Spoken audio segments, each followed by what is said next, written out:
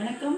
இது நம்ம கிச்சனில் நம்ம இன்றைக்கி என்ன பண்ண போகிறோம்னா, இட்லிக்கு இன்ஸ்டன்ட் மிக்ஸ் பண்ண போகிறோம். இட்லியாக இருந்தாலும் தோசையாக இருந்தாலும் சேம் மெத்தடு, கொஞ்சம் சில வேரியேஷன் இருக்கும். அவ்வளோதான். இப்போ இட்லி புழுங்கரிசி ஒரு அழாக்கு எடுத்துருந்தா 4 அழாக்கு உளுத்தம் பருப்பு எடுத்துக்கோங்க. 4 அழாக்கு உளுத்தம் பருப்பு எடுத்து இந்தமாரி நல்லா ஒரு 3-4 மணி நேரம் ஊற வச்சுக்கோங்க, நல்லா முழுகிற அளவுக்கு.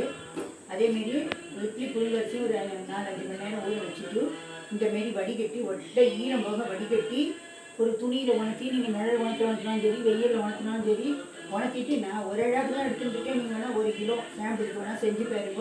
மிஷினில் கொடுத்து நைஸ் ரவா பதத்துக்கு அரைச்சி வச்சுக்கோங்க.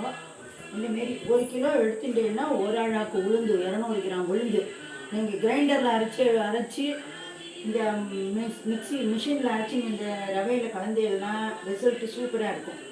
மிக்சியில் அரைச்சி கலந்தேன்னா அதுக்கு தகுந்த மாரி இருக்கும். இட்லி தோசை எதுவாக இருந்தாலும் ஒரே மெஷர்மெண்ட் போட்டுக்கோங்க. தோசைக்கு அரைச்சி இட்லி மாவுலேருந்து கொஞ்சம் எடுத்து போட்டுன்னு ஜாத்து விடலாம். இட்லிக்குன்னா அப்படியே வார்த்திக்கலாம். மாவு பொங்க விடணும். இன்னொரு மெத்தட் என்ன அப்படின்னா, இந்தமாரி ஈரந்தன்னா வடிகட்டிட்டு நான் ஒரே ஒரு அழாக்கு தான் போட்டிருக்கேன். அது இந்தமாரி மிக்சியில் நைஸ் பவுடராக அரைச்சிக்கணும். இதை ஒரு ஏனத்தில் கொட்டிக்கணும்.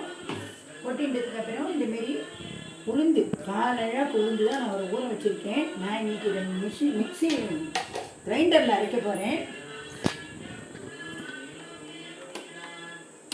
இதை நம்ம அரைச்சிட்டு பார்ப்போம்.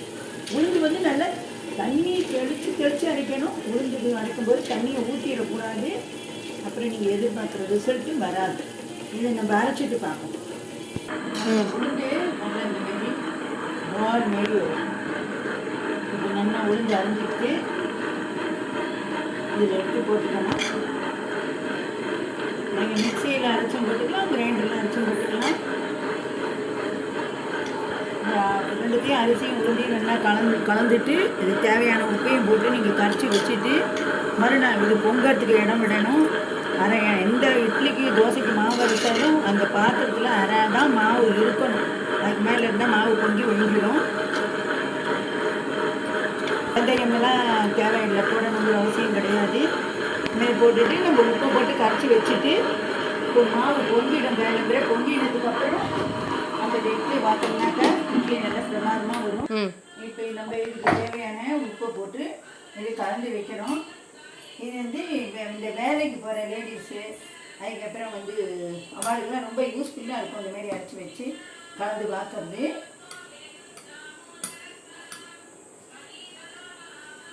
வெளிநாட்டில் இருக்கிறவங்கலாம் இந்தமாரி மிஷினில் அரிசியை மட்டும் அரைச்சின்னு போயிட்டு வாரத்தில் மிக்சி இருந்ததுன்னா இந்தமாரி உளுந்து அரைச்சி போட்டு கலந்து இந்த இன்ஸ்டன்ட் இட்லி வாக்கலாம்.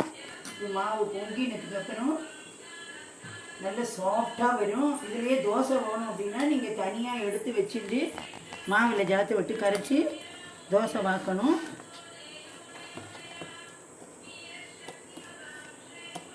இப்போ இது கலந்தாச்சு. இது நான் அரை ஏனத்துக்கு தான் வந்திருக்கு. இது நல்லா பொங்கிறதுக்கு தாராளமாக இடம் விட்டு நான் வைக்கிறேன்.